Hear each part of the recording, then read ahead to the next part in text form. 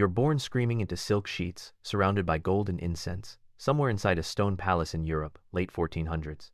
Trumpets blare, servants bow. Congratulations, you're a prince. Everyone smiles like you've won the lottery. You haven't. You've just been born into a cage with velvet bars. Your mother's exhausted. Your father barely looks at you. He's already thinking about alliances, not lullabies. From the moment you take your first breath, your life isn't yours. It's property of the crown. By age 5, you don't play. You train. Tutors wake you before sunrise, Latin before breakfast, scripture before lunch. Etiquette drilled into your skull until your neck aches from bowing. Smile wrong, and a rod cracks across your knuckles. You're told you're special, chosen by God, but every move is watched. Servants report everything. Even your toys are political. Wooden swords to remind you of war. No friends. Other noble children bow too low or smile too wide, because today's playmate could be tomorrow's rival. You learn early. Trust gets people killed. You're 7 when you realize everyone wants something from you. Courtiers flatter. Priests whisper. Your uncles linger too close. Succession is a knife fight in slow motion. You hear rumors at night through stone walls. A cousin who fell down the stairs. An older brother who caught a sudden fever. Poisons the palace seasoning. You start refusing food unless your taster eats first. Sleep lightly. Even dreams feel unsafe. At 10, your childhood officially ends. You're sent away. Another court, another kingdom, another language you don't speak. A fostering arrangement, they call it. It's a hostage deal with better manners. You wave goodbye to your mother. You won't see her for years, maybe ever. Your new home is cold stone and colder smiles. You're reminded daily that you're important, but powerless.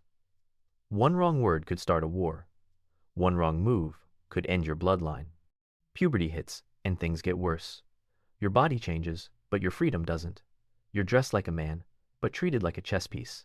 They parade you in front of noble daughters, like livestock. Too tall, too sickly. Wrong alliance. Your future wife is chosen before you ever meet her. Love isn't on the table. She's a treaty with a pulse. You're told to smile and be grateful. Gratitude is mandatory. By 15, you're trained to fight, but never to choose. Sword practice leaves your arms aching, but you'll probably never see a battlefield. Kings don't risk heirs unless they're desperate. Instead, you sit through councils you're not allowed to speak in, listening to men twice your age argue over borders and bodies. You're taught how to rule, but not how to live. Every lesson ends the same way. Duty before desire, crown before self. Then comes the paranoia. You notice how often your wine tastes strange, how guards change suddenly, how doors lock from the outside.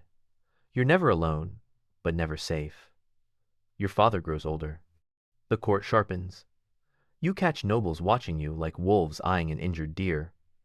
If you're first in line, you're a target. If you're second, you're expendable. Either way, your life expectancy just dropped. At 18, you're finally allowed to speak in council. You suggest mercy once, the room goes quiet. Your father stares like you've insulted him. Mercy is weakness. Weakness invites rebellion. You nod and swallow your words. That night, you hear screams from the dungeons. Someone learned the same lesson the hard way. You don't sleep. You marry a woman you barely know, she's terrified too. On your wedding night, the room is full of witnesses. Curtains pulled back. Proof required. Romance dies before it starts. You do your duty while nobles wait outside, listening. Congratulations, you've produced an heir. Now there's another life to protect. Or fail. Your 20s are a blur of ceremonies and fear. Plagues sweep the city. Peasants starve. Rebellions spark like dry tinder. They chant your name in anger, not loyalty. You didn't raise taxes, but it doesn't matter. You're the face they know. Guards tighten around you. Food grows scarcer.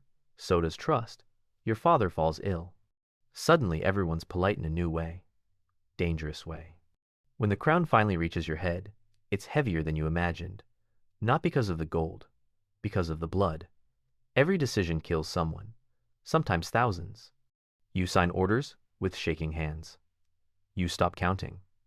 You stop feeling. That's how kings survive. Or don't. By 30, you're exhausted. Your body's worn from stress.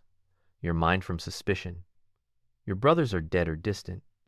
Your children are already being watched. You see it in the courtier's eyes. The cycle has started again.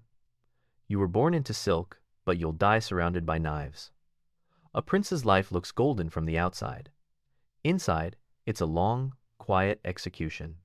So yeah, being a prince didn't mean freedom. It meant pressure, paranoia, and a target painted on your back from birth. Crown or coffin, those were always your real choices.